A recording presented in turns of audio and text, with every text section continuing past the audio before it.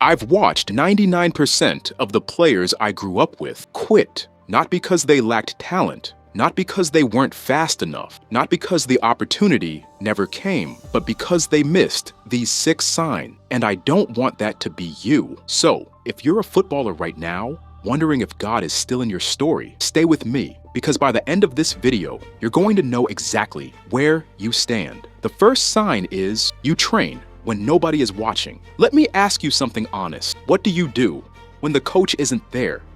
When your teammates go home? When the pitch is empty and nobody is counting your touches? Because here's what I've noticed about players who actually make it. They don't need an audience to work hard. They don't need applause to give everything. They show up when it's dark. They stay when it's late. They train in the rain when everyone else went inside. And here's why that matters. Because God is always watching, even when nobody else is. The players who make it aren't always the most talented in training. They're the most consistent when the lights are off. God is preparing something in you that can only be built in private. Sign 2. Rejection fuels you instead of breaking you. Every footballer gets rejected. Every single one. Cut from the team, ignored at the trial, released from the academy. Told you're too small, too slow, not good enough. But here's what separates the ones who make it from the ones who don't. The ones who make it get angry at rejection, but not the kind of angry that makes them quit. The kind of angry that makes them train harder. The kind of angry that turns into obsession. Every no they receive becomes fuel. I want you to think about the last time someone rejected you. In football, what did you do the next day? Did you train harder or did you train less? Because if rejection fuels you, if every closed door makes you work harder, not slower, that's not just mental strength. That's God using your pain to build your purpose. Rejection is your fuel, not your finish line. Sign 3. Coaches notice you before you say a word. You ever walked into a training session and felt the coach's eyes on you? Not because you said anything, not because you did anything special yet, but because something about the way you carry yourself, the way you warm up, the way you position, the way you focus, tells the story before the ball is even kicked. That's not confidence. That's calling. Coaches have seen thousands of players. They know within minutes who has something different, not just technically, but in their spirit, in their hunger, in their presence. If coaches gravitate towards you before you've done anything, if they give you responsibility before you've earned it on paper, pay attention to that. God opens eyes of the right people at the right time. When coaches see something in you that you can't even fully see in yourself yet. Sign 4. Your circle changed, and you outgrew the noise. This one is uncomfortable, but it's necessary. The players who go pro don't just change their training. They change their environment. They change who they spend time with. They change what conversations they're part of. At some point on the road to pro football, you stop fitting in with people who aren't serious. Not because you think you're better than them, but because your hunger takes you to a different level. You stop going out when they go out.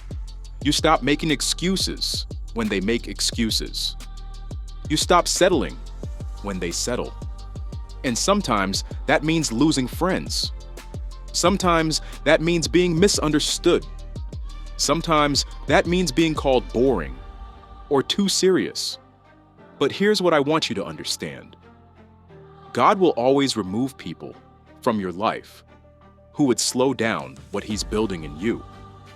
If your circle has changed, if you've outgrown certain environments naturally, that's not arrogance, that's alignment.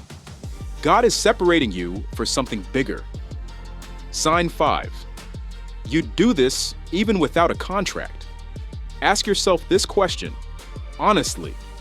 If you knew right now that you would never get paid to play football, would you still play? If the answer is yes, that's everything.